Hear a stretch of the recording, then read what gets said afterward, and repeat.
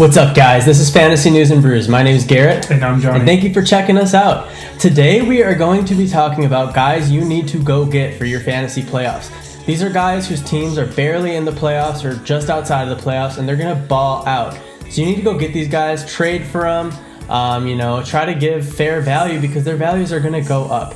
So do you have anything else to say? I say, so we're about over halfway through the season, and at this point, we know who's good, waivers are kind of dry. So we're going to focus on playoffs for those of you who have a good record, are in contention, and the way we kind of measure this is how many total games these guys have between week 16 and week 18, which is typically when playoffs are run.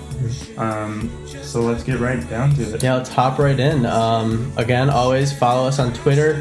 We will answer all of your questions. We will, you can send us trade ideas and we'll let you know if we would do it or not, especially regarding these guys. Like, these are going to be guys that you're most likely going to have to go trade for. If they're on your waivers, you're in a really crappy league. So you're going to be trading for these guys. Let's hop right in. You want to start us off? Let's do it. All right. So there are quite a few teams with a total of 12 games between week 16 and week 18. And that's kind of what we're measuring this. And first one on the list, I have Zach LaVine and Kobe White, the Chicago Bulls. You were very high on Kobe White coming into the season. And nothing has changed, huh? Yeah, it's paid off. You got him at late in the draft. And he has been balling out. So, these are two guys who are going to have to carry the Bulls to, I think they're the 9th seed right now in the East. And they do most of that's their offense with those two. Yeah. You got Kobe White running point, Zach LaVine taking 20 shots a game. I think these are the two studs on the Bulls that you're going to want to get after. Yeah, I agree. Markkanen's another good option, but for me, I like the two that you mentioned. Kobe White, you can kind of get him a little bit cheaper than Zach LaVine, so he's kind of in the tier below. Zach LaVine is obviously the guy that you want. Problem is, getting him, you might have to give up, a hefty load. So definitely make sure to get us on Twitter and ask us if you should accept these trades or not, because you don't want to give up too much value. But he's going to get better. He has to for his team if they want to have any shot at making the playoffs. Right now they're 9th seed, 16 and 18. They've only played one game less than the Pacers, and the Pacers have lost one more game. Hawks are right behind them. Wizards are even catching up, and with Russ not playing back-to-backs, I could see the Bulls falling out. So they're going to need Zach LaVine to, put the team on the back. Yeah. Mm-hmm. All right, so let's talk about another team. They're a 6th seed, and that is the Heat right now as we make this video.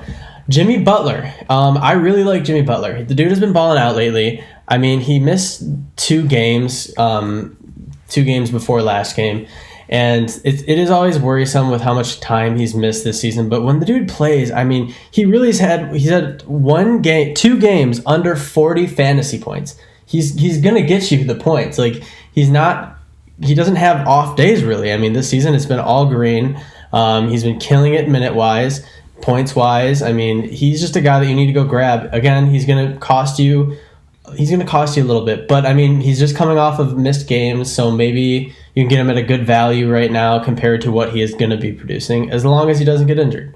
Mm-hmm. Yeah, in close games with the Heat, Jimmy Butler in the fourth quarter has been the man. Mm-hmm. The ball is in his hands every possession, and he is going to single-handedly make sure that this Heat team makes the playoffs. Yep, he's willing them in.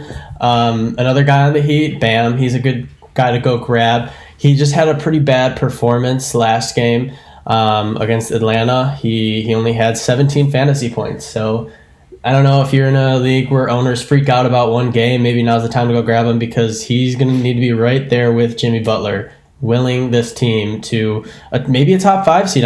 They're neck and neck with the Knicks. The Knicks are 1 game above, and the Celtics are pretty much 1.5 games above. So they can do it. They can go up. It just depends on how much Jimmy Butler and Bam want to put into it. And I think they're going to. Absolutely. Yeah. All right, next on the list we have the Phoenix Suns, currently sitting number 2 in the West, 24 and 11. Did you just say Phoenix Suns number 2? Phoenix Suns. Wow. about 2 years ago, they were. So they must have two pretty good players, huh? Yeah, 2 players that I want. Wow. You know who they are? Devin Booker and Chris Paul. Okay. Yeah, they've been turning it up as of late. Devin Booker was Player of the Month, I think, last month. And man, these guys, if they're gonna want to retain that position, that seeding, maybe even go for the number 1 seed in the West, overcome the Jazz, then I think they're going to play these guys 35 plus minutes a game, 35 minutes a game, and they're 2 of the best options you can get right now. I actually have them both in our league, and I was really worried. I was thinking, oh God, I have 2 Suns players, which in any other season would have been disastrous for my year, but it's actually paid off. CP3 has been great. Booker's been great. Booker has not been as great as I wanted him to be at the beginning of the season, but he's picked it up. He's doing good. They're only 2.5 games behind the Jazz. They can make it. I mean, I feel like the Jazz are going to have a vendetta with Gobert and Mitchell being picked last in the All-Star. So they were a little bit disrespected. We'll see. I think the Suns are going to have to rely on Booker and CP3, go get those guys. Absolutely. All right, so next up, I have some Charlotte guys. Charlotte, surprising, top 7. They're a 7 seed right now. They are 1 game or half a game behind the Heat. And thank you, LaMelo Ball. I mean, this guy has exceeded everybody's expectations. Michael Jordan just said it today that he exceeded all of their expectations even when they were the team that wanted to draft him. He's a guy you got to get. I mean, the problem is he's all over the news, and he's been playing pretty damn good fantasy-wise, so he might be kind of hard to get in most leagues. If you can get him, great. But if you can't, if he's just pretty much untouchable on your opponent's bench or on your opponent's team and they won't trade you him, Terry Rozier is not a bad guy to go target. I mean, he had a really bad game 3 games ago with 14 fantasy points in 30 minutes. And then, 2 games before that, he had a showing of 20 and 18. So right now, he's been a little bit cold. The past 2 games, he's balled out, 46, 38 points. But he might be a guy that you can kind of swoop for, I don't know, his fair market value price right now.